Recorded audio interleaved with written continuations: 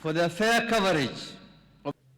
The Kenyan nation waited for history to be rewritten, for the fourth president of this republic to be named the winner of the most grueling of elections in recent history.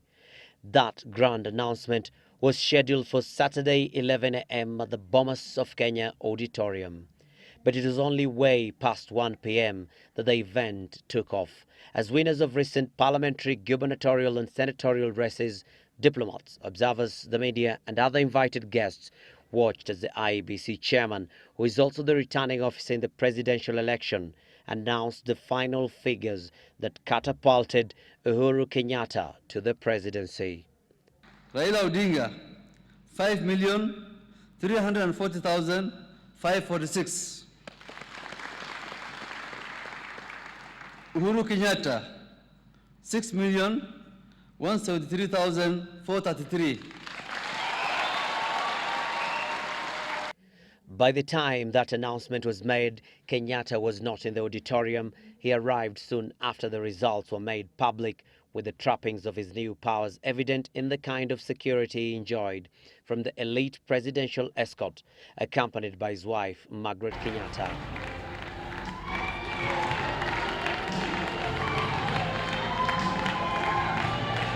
Kenyatta has won parliamentary elections before, but this was altogether a different victory to savor.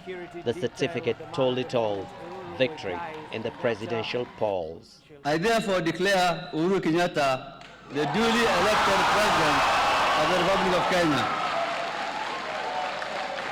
It gives me great pleasure now to give to the President-elect the certificate of the results.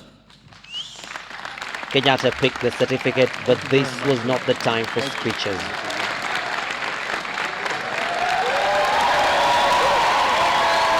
Just protocol. He left the hall a different man, the fourth president-elect of Kenya.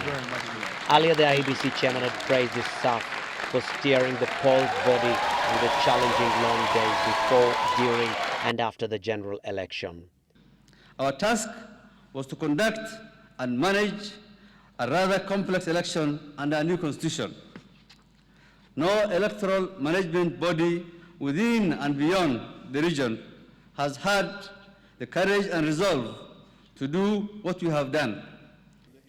Issack had special words for the Kenyan media too. If there was a time we needed a partner to moderate the rising temperatures, this was it, and the local media came through in a special way. The electoral body took pride not just in its own achievements, but also those of Kenyan voters, whose patience and respect for electoral laws helped make this a historic general election. The long queues of our fellow countrymen that stretched for miles will forever be entrenched in our national psyche. Uhuru Kenyatta left the Bomas of Kenya as the man of the moment, set to ascend to the hot seat of power, already enjoying the security befitting his new status.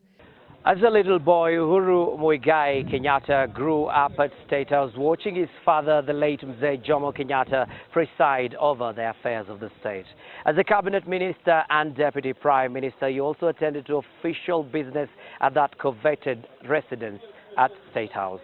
But now, even more importantly, Uhuru Muigai Kenyatta will drive back to State House as the fourth president and commander-in-chief, with a clear task at hand, that of ensuring Kenya, a regional economic powerhouse, grows to even greater heights of prosperity. Abdi Osman, Citizen Weekend, Nairobi.